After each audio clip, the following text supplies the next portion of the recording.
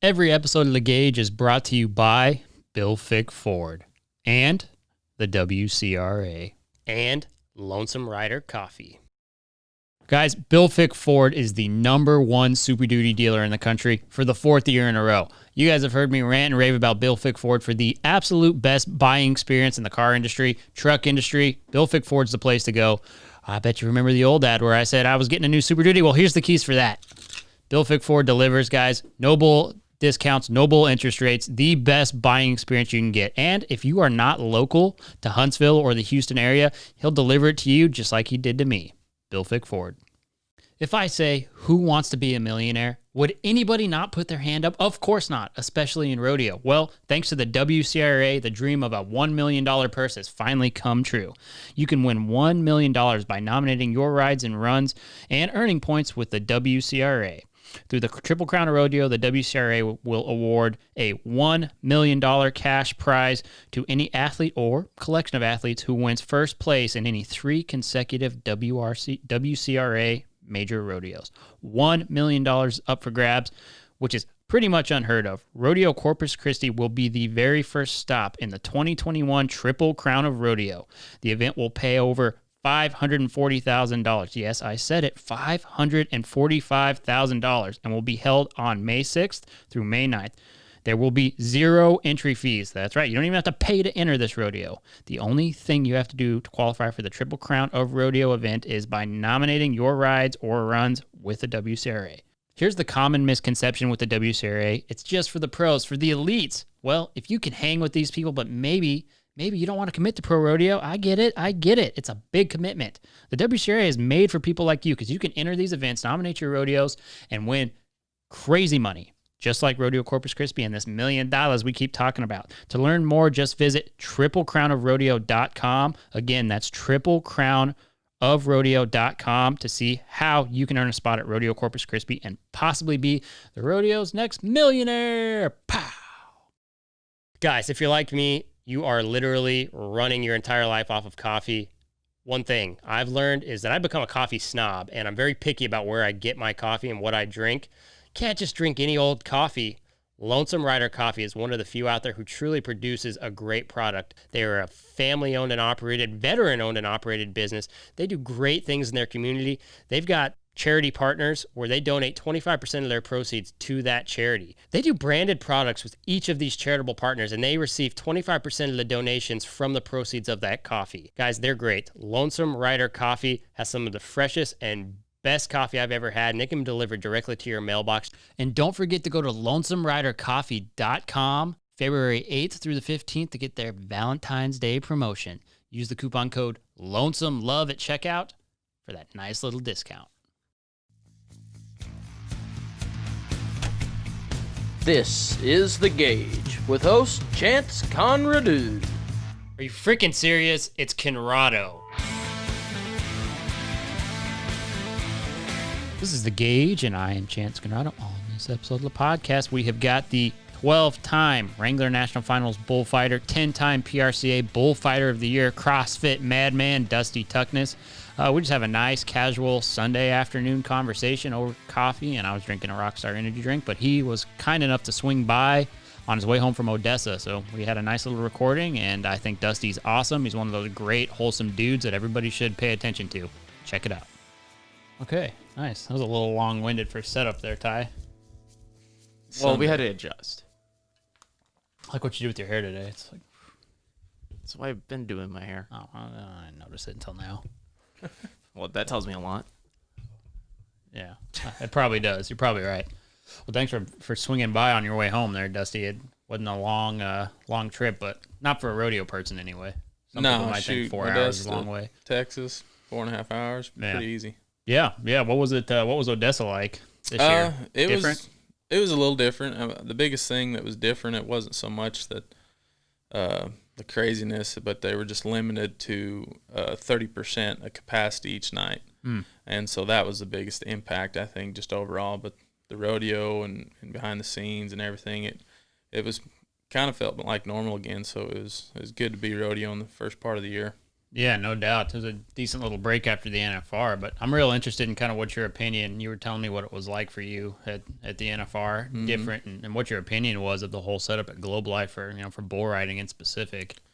Yeah, so bringing the NFR this year to Texas and Globe Life, like it was pretty neat. It was a historic year. I mean, anybody who was a part of it, production side, the contestants or personnel, it's pretty neat to be a part of that for sure. And it was different. It was definitely a lot different. Just the atmosphere, what we could do, what we couldn't do. A lot of times when we're out in Vegas, it's, your autographs, meetings. I mean, you're busy all day, every day. And this year, we didn't really have any autographs or anything. So we kind of, in a sense, kind of stayed to our bubble and in our group of people each and every night. But the arena itself was pretty neat. It reminded me a lot like Rodeo Houston, just a really big arena, a really big atmosphere, and ultimately, I mean, hats off to Glenn Allen and the PRCA and Globe Life and everybody for pretty much pulling off the NFR in about 80 days. So, but the work that we had to do in the arena, it didn't really change. A lot of times in bulls, the 100 bulls that get selected, they've got a set pattern, and so it doesn't matter if we're in a small arena or large arena. Our job is the same each and every time. Right. Yeah. I mean, one of probably the most important job for bull riding. And I mean, I've always been a timed event guy, but lately, I mean, I've got into bull riding so much more than I really ever have. I mean, when you're a timed event person, right? It's like if you rope and then like, let's say your sister's like mine barrel race. It's like as soon as the barrels are done, it's like we're pulling out. So I never watched the bull riding. And, but now kind of from this different perspective, I get to watch it. I mean, dude, NFR Arlington, like that was some of the best bull riding I've actually watched. It was so fun to watch from the first few nights to the end what was going to happen. I mean, Stetson and those young guys, it was nuts. Oh, yeah, and I say it almost, I know I've said it 2 or 3 times at Vegas, like that's the best bull riding I've ever seen. But this year, I think what was really cool was the matchups and that it literally came down to the very last bull. For the last 6 years, Sage has pretty much dominated. And this year he had battled with different injuries and the pandemic and everything. And then this year, Stetson Wright, I think, is going to be a player for a long time, especially in the all-around world title. But, Colton or Fitzlin, he come in there. He wins the average, rookie guy. And Ty Wallace, who's a veteran that, is right there. Then Stetson. It come down to Ty and Stetson. Yeah. And even Kai Hamilton, made a big push. And it was just pretty awesome seeing the atmosphere that they brought to the Globe Life. Yeah. I mean, it's so funny because Kai and Colton were on this show like at the beginning of the season, or when it kind of kicked off in the summer, like in June, and they were like all timid and dude, and just getting to see those dudes go from that to the swagger that they had in the NFR, and kind of those dudes said they were gonna do exactly what they did, and when people like, hey, I'm gonna do this and this is my goal, and then they go out there and freaking do it, especially in a sport like bull riding, dude, it's awesome to see that. Oh yeah, and it's there was. Everybody's talking about the Rookie Rush, the finals and that. Well, everybody kind of got a taste of the Rookie Rush in a sense this year because it's a different arena, different setup, different schedules, different protocol and everything. So everybody kind of, come in on an even playing field. And it was just good watching all the way around, even from the time events, because the barriers to the patterns were all different, all bigger. Seeing horse change-ups, you've seen people running the barrier or holding back a little bit. And then obviously the horses in a bigger arena, they're going to circle a little wider. They're not going to get caught up in the fence. So I think overall it was a pretty neat experience and cool to be a part of. Yeah, I mean, I agree. We were super thankful to be a part of it and kind of just go through it every single night. But it's funny because we were at the PBR World Finals and all that too. And, I mean, I like PBR now a lot, but for some reason the NFR, it felt more entertaining than the PBR. And usually it's kind of like, the PBR has a one-up on the entertainment factor. But at least in the bull riding, it was the best bull riding I've ever seen. Oh, yeah. On the production side of things, every finals that I've been a part of, I think is pretty tough to beat. Because each and every night they're trying to do something new and trying to spice things up. And it's cool to kind of wait and see what the openings are going to be or how they finish tonight. So they're always stepping their game up. Yeah. I mean, the way they pulled it off and just that whole atmosphere. I mean, we'll never get to see that again because ain't no way the NFR's coming to Texas. It just in the arena, it was great. Outside the arena, it didn't work that great. Like Cowboy Christmas was super underwhelming. How could it not be? It's Fort Worth, and it's just you can't beat Vegas, really. Yeah, And everybody's got their 2 cents they want to put into it. Ultimately, I'm a fan of the sport. So wherever it goes, and if I get to be a part of it, I'm going to support it. But being at Vegas for 11 different times, it's pretty tough to beat that atmosphere. But hats off to Arlington and them for pulling it off. No doubt. Yeah, I mean, and that kind of goes on to the next thing I was wondering. I mean, yeah, 12 times, bullfighting at the NFR. That's a big accomplishment. What did you get? Like bullfighter of the year, like 10 of those 12 times or something like that? Yeah. Right? Yeah, it's been a pretty blessed career, and something I look back on when I was a kid and looking where I'm at now, like, man, what I do to deserve this, Right. Well, and it's interesting, right? Because, I mean, the bullfighters have always been this important piece, right? It's like if you talk to bull riders, it's like, dude, some of these guys have saved our lives. You guys have snatched dudes out of literally death's arms on more than one occasion. I mean, we've seen it a lot if you pay attention to the sport. And you guys get yourself in there, put yourself in harm's way, and you're the first bullfighter we've had on the show, actually. But it's just really interesting the way you guys. It's evolved as its own sport, right? The BFO stuff. You're wearing that hat, and dude, I mean, people are literally training and aspiring to be bullfighters, and talk to a lot of announcers and things like that. And there's like people now aspiring to be announcers, but it just kind of speaks to the evolution of the sport. I mean, when did you think that, hey, I want to be a bullfighter, and how did that come to you as a career opportunity? Because I mean, a lot of people wouldn't even understand. Yeah, for me it was pretty simple, I guess. I grew up into the rodeo world. My dad fought bulls, and he works the barrel still to this day, and my mom was involved in rodeo. So at a young age, I was always kind of around it, and I was always drawn to it. God, I feel it was part of His plan for my life, and there was kind of 4 or 5 years there where I wasn't too involved in it, but it was probably in my junior high years. My dad, reached out to me and it's like, hey, you want to go rodeo with me for the summer? And I grew up in a small town in Idaho, and I never really left Idaho until probably in high school. And I was like, heck yeah, I want to go, thinking I'm going to go see the world. Well, pretty much all I did was go to Montana for the summer. I was maybe 6 hours from the house. It doesn't look a whole lot different than Idaho. No, but shoot, at a young age and never traveled much, I was like, man, I'm out seeing the world. I'm doing it. And, man, it just kind of got a hold of me at a young age, and shoot, never looked back. So Yeah.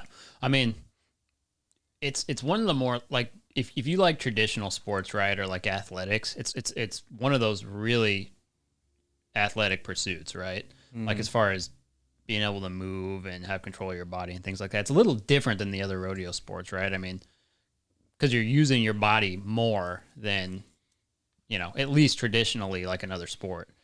Yeah, so, like barrack riding, even bull riding, bronc riding. I mean, everybody's using their body and their functional movements to a certain point. But for us, like, our heart rate's up, it's down. We're not running a 10-second match or a 15-second barrel pattern or an 8-second clock. We might be out in that arena 30 minutes to an hour, or maybe even 2 hours if it's just a bull riding. So, the fitness side of things, like I really own in on that a lot. Like, I think that's a big thing you can take to the table, because the more you can prepare for yourself for whatever situation. I always say, prepare for the worst and hope for the best. So if I can prepare myself that the absolute worst thing that could possibly happen, then when I get in that situation, that's just one less thing I got to worry about, and I just go in and trust my fundamentals and my training and go out and have fun. Yeah, and that's exactly what I mean. It's like there's a way you prepare for those other sports in rodeo, but like if you're a bullfighter, you can't do the JB Mooney thing where you're just a born badass, and you got to train your ass off. I mean, if you get tired, then you're gonna get hurt.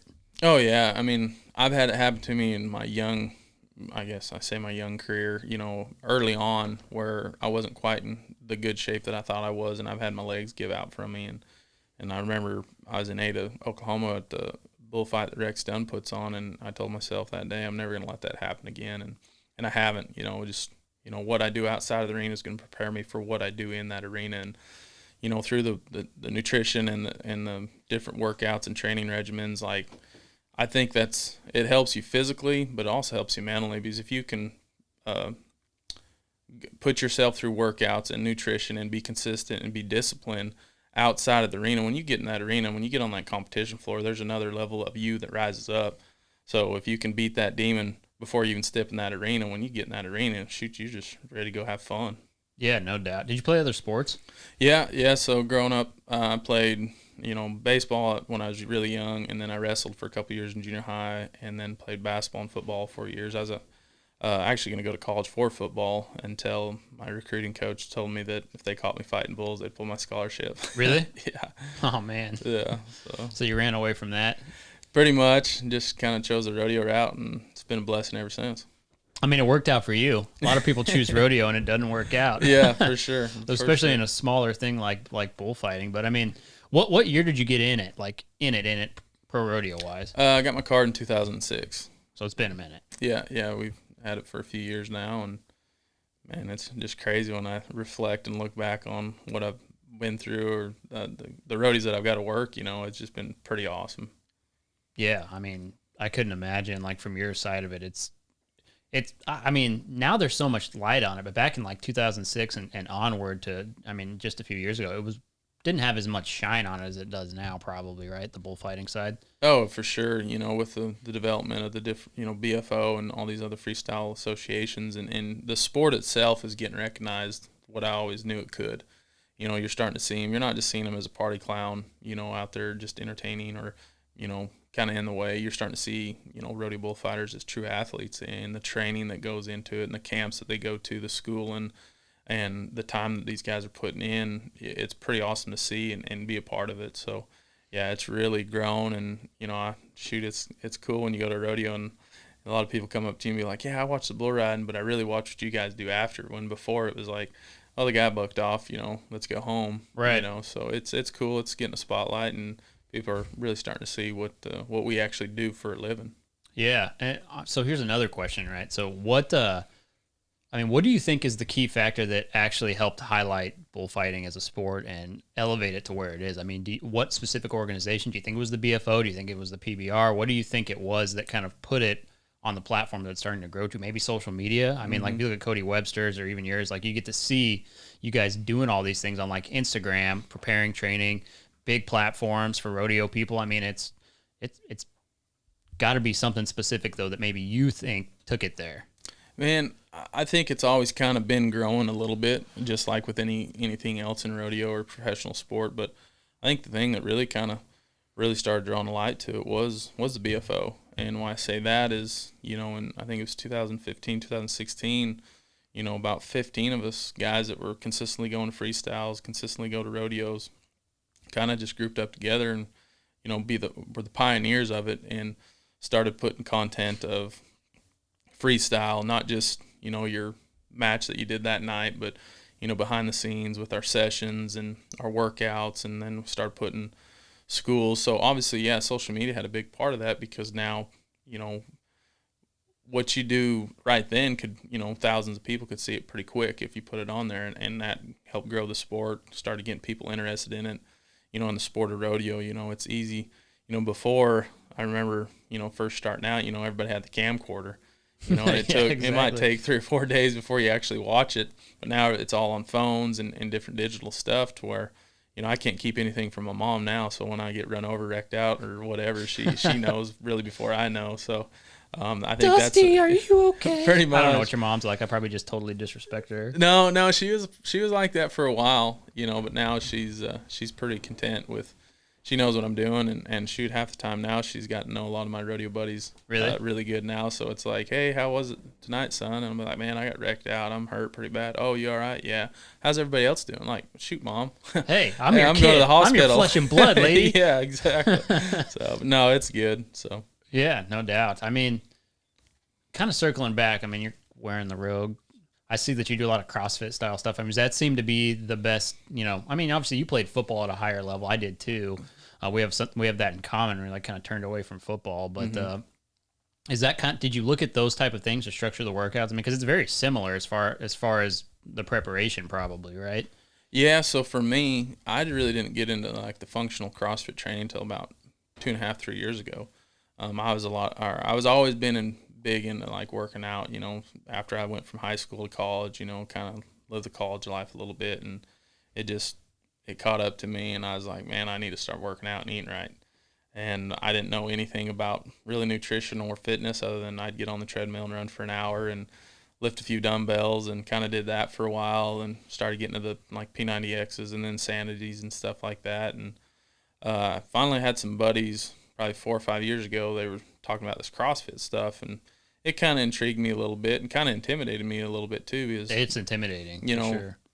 if you've never been to a gym, you're like, man, they're just going to torture me. They're just going to kill me off. Well, the workouts, yeah, are high intensity, consistently varied functional movements. But the cool thing about the communities of CrossFit gyms and everything, like, it's like a family. So when you go in there and they put up a workout and you're like, man, I can't do muscle ups.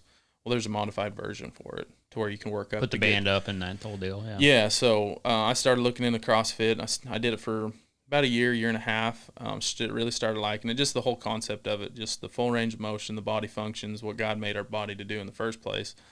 And it was last October I went and I took a course and got my CrossFit Level 1 trainers, and then just kind of been hooked on it, helping other athletes out, and just the whole science behind it, programming and everything, I just really love. And not only for myself, but, lending a hand to these other athletes, showing proper ways to get fit and get in shape. Because a lot of people, even to this day, is like, hey, I need to lose weight. I'm gonna run and I'm gonna bike. Well, that's good. You'll build up your endurance to a point, but are you doing any type of interval training or progressive overload? Because you know as well as I do, you get to a certain point, you plateau if you don't change things up. And with CrossFit and functional training, you're always changing things up, and you're always adding weight, lower reps, or shortening your time, or lengthening your time, or doing a row, or swimming, or gymnastics. So the hopper effect, whatever you pull out of the hopper, you might not like that workout or that bull per se, but you've prepared yourself enough that you can do it. No, absolutely. And that's what I love seeing now, kind of the modern cowboys. And I've said this a lot of times, but we haven't really talked about it lately on the show, is watching it go from like a cowboy, which is always there, right? A cowboy is just a way of being, I think, but rodeo's an athletic pursuit now, and you're getting to see like guys like Tim O'Connell or all these PBR guys are just in crazy great shape, and you guys are in great shape, and that's probably my favorite thing about modern rough stock is it's not that, what it used to be like, right? Timed event, people say, we're timed event. We don't talk to the roughies. Like, dude, the rough stock guys, they're like modern day gladiators right now. I mean, it's very similar, like a UFC fighter, a CrossFit athlete, things like that, how great of shape you're in, which to me is like, that's like probably my second passion is fitness, very similar to you.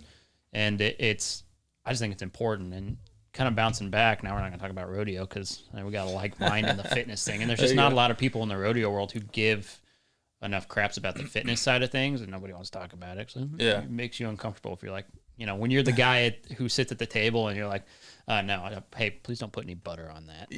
People are always like, is that macros? Yeah, exactly. Yeah, and I'm that guy, so people don't like that, especially when you're in the rodeo crowd. Everybody's just eating whatever they want. But when did you kind of figure out what a big part nutrition plays? Because that's like the number one thing, right? If people ask you, if you're a fit guy, what happens is people always ask you stuff, right? And you get that all the time. You're a big fit guy, and well, how do you do it? How do you do this? And it's like, it all starts with what you put in your freaking mouth, dude. You cannot outwork the diet. You just can't. No, I've tried. Yeah. And you can't. I mean, and the thing about it, like you said, what you put in is what you're going to get out. I mean, just simple stuff. Think about a car or a diesel truck. You're not going to put gas in a diesel or diesel in a gas car or truck. And same with our bodies. And when I really started seeing that transition of kind of recognizing, good nutrition, whole foods and that, and the benefits it gave to my body, not only did it help me trim the unwanted weight, but it ultimately made me feel better. And the other turning point that really made me realize that, a buddy of mine, Tilton Hooper, we was in Cheyenne a couple years ago, and he come over and he was using my recovery boots, and we just got to talking and just on the nutrition and stuff. And he's like, man, Tuck, I'm not going to lie. I didn't realize how bad I felt until I started changing up what I put in my body and realized, holy crap, I feel so much better now. And it's like I said, it's not just trimming the weight, it's, your performance. Yeah, that's just a side effect. Yeah, it's so, and when people come up to me and be like, hey man, I want to get in shape, I want to lose some weight, first thing I ask them is, what are your goals? What are you trying to get out of this? Are you just wanting to lose weight? Are you wanting health and wellness? Are you wanting strength, endurance? Where are you going with? And mostly if they're just kind of wanting to look good in a bathing suit or whatever, I'll be like, hey, calorie deficit. That's as simple as it is. X out your sugars, as much as you can. And if you're burning 2,500 calories a day, only take in 2,000. Understand there's a process there. It's not going to be overnight. The proper weight you want to lose takes time. But if they're wanting for more performance and fitness in their sport, training for their sport, then I'll start tying into, okay, let's put in these formulas. Let's see your estimated heart rate, calories burned if you were just sitting on the couch, and then we're going to incorporate your macros, your amount of protein, fats, and carbs. And the biggest thing I try to tell everybody, and even myself, is getting my right protein intake. I think because that's the big part of you losing that right weight and actually having that energy to move forward. And then so many of them crash diets are, oh man, no carbs. Well, God designed carbs for a reason. We need that energy in our body. So balance your carbs around what workouts you're doing, how busy you're going to be. If you're going to turn around and have a big, heavy day or a busy day the next morning, yeah, go ahead and add some carbs that evening. But if you're going to have a pretty relaxed next morning or half day, I'd probably X out a little more carbs that evening and use them more in that morning. So it's just the more you look into it, structure it towards what their goals are.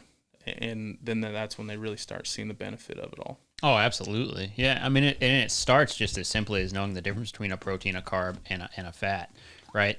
4 calories in protein, 4 calories in a carb, 9 calories in fat. So, I mean, you can play with the numbers pretty good, but if you up your protein really high, especially if you bodybuild or do things like that, the satiation effect you get from that's what's going to help you lose the weight. So I always start with protein no matter what I'm doing or if people ask me. And it's simple because 0.8 to 1.2 grams per body pound. Yep. It's easy for somebody to be like, oh, I'm 180 pounds. Well, you're probably going to ballpark about 180 grams. Yep. No, absolutely. And then your carbs and your fats are going to fluctuate if you're wanting to gain, maintain, or lose. So. Yeah. No, I mean, and it's a lot easier. There's so many, well, I mean, not like where you're from or where you lived out there in Wyoming. It's like you can't go to Chipotle and do your macros real quick. But if you live kind of closer around here, it's like, dude, it's all at your fingertips. Oh, I mean, shoot, you go to just about any restaurant anymore, it's kind of wrote out for you. It is. And there's so many different apps on your phone now where you can just type in eggs or bacon or honey nut or Fruit Loops or whatever. MyFitnessPal or something? Macros tax. Yeah. And you just plug in what you like, and if it meets your macros, it tells you if you go over or go under. And I mean, it's simple. There's just a process and dedication you got to put to it. You ever been the guy who carries the food scale around? No. Back pocket? No. Now, if I'd pull my trailer around, like normally we'd be starting Fort Worth tonight, and I'd have my scale in there. But, I've done it long enough now to where I can eyeball a lot of stuff, especially I know what I like and know what makes me feel good, knows what gives me my energy. So I have it if I need it for something new, but I can pretty much eyeball for me anymore. Yeah, you get to that point. I mean, you've been in the sport a long time, and I guess the biggest thing that you have to consider as you get older and it's like, well, what kind of longevity do I have? And that's probably the number one thing, the fitness journey that you've been on and the health thing is you gain so much more time in your sport. Mm-hmm. And I don't think a lot of people maybe realize that. They probably do now, but. Yeah, I think, you've seen as well as I've, evolved in rodeo, you're starting to see the majority of your athletes, whether time event or rough stock in, are starting to put in that type of time and dedication before they ever even enter that arena. So your longevity is going to be there, whether you're training your animal athlete or yourself. So I think that's huge in not only your performance, but how long you're going to actually be able to compete in this sport, but compete at an elite level. Oh, absolutely. Just like anything in life. But yeah, I mean, that's totally true. You, I know you listen to some of the podcasts. Did you get a chance to listen to the Ryan Padone one yet? I haven't. No, I seen some posts of that the other day, but I hadn't. It's pretty wild because they were at the total 180 here, but it was in my head. They were up in Washington at the Capitol, U.S. Capitol and all that, and like it was so crazy because we were in here and she was making jokes like the FBI is going to come from here or whatever during the podcast. At the end of the podcast, and it's recorded out there, the FBI literally started blowing up her phone and was at her house. Oh, snap. Did you look into all that stuff much? I mean, it's hard not to, right? I did a little, but for me on the politics and all the craziness going on, man, I've kind of stepped away from a lot of it because what's true and what's just out there, you don't even really know. But if I get into it, I'll start looking into it because I had some family out there during it. Oh, really? They went up there? Yeah, and me and my buddy Nathan Harp, we were driving actually Odessa that Wednesday or whatever before the rodeo, and I kind of started hearing about that Capitol stuff, and so I called them like, what's going on? And I said, "Are you guys all right?" And Nikki, she says, "Yeah, we're storming the Capitol." I was like, "What?" And she laughed, and no, we're back at the hotel or whatever. And so everybody that I've known out there, they're like, man, they're taking this a totally different direction than what happened. Everybody that I've known been out there like, man, we were praying, we were singing the national anthem. You know, it was a peaceful protest, or not even a protest. It's just peaceful and patriotic is what it was, you know. And I'm just like, so I kind of veer away from a lot of it and just stay away. You have to, because once it hooks you in, like everything in your life goes miserable for a while until you get away from it. Yeah. Did you see this? This is happening. Oh, did the world's coming to an end? You know, like, come on, you know. Use your head a little bit. Yeah, exactly. It's like, okay. What people don't understand, and I always wonder, and not to drag you into politics, but it's just like it's right in your face nonstop. And I'm that guy, like, I don't know about you. Do you ever listen to the radio? Not much anymore. I just tune into my music and podcasts. Yeah, exactly. That's about it. So, you know, when you're like, you get out of your truck, you get back in, like your Bluetooth connects or whatever. I drive this little truck around town, and I've got another truck, and like if you bounce between the trucks, like your Bluetooth will leave, and somehow my radio got stuck on like Rush Limbaugh, just randomly. I don't even know how, and I haven't turned it off in like 3 months. So if I don't have my Bluetooth on, it's like Rush Limbaugh going bonkers. Yeah. And it's just like, I just have a hard time seeing our country completely collapsing no matter who's in power. There's just too much going on. Oh, yeah.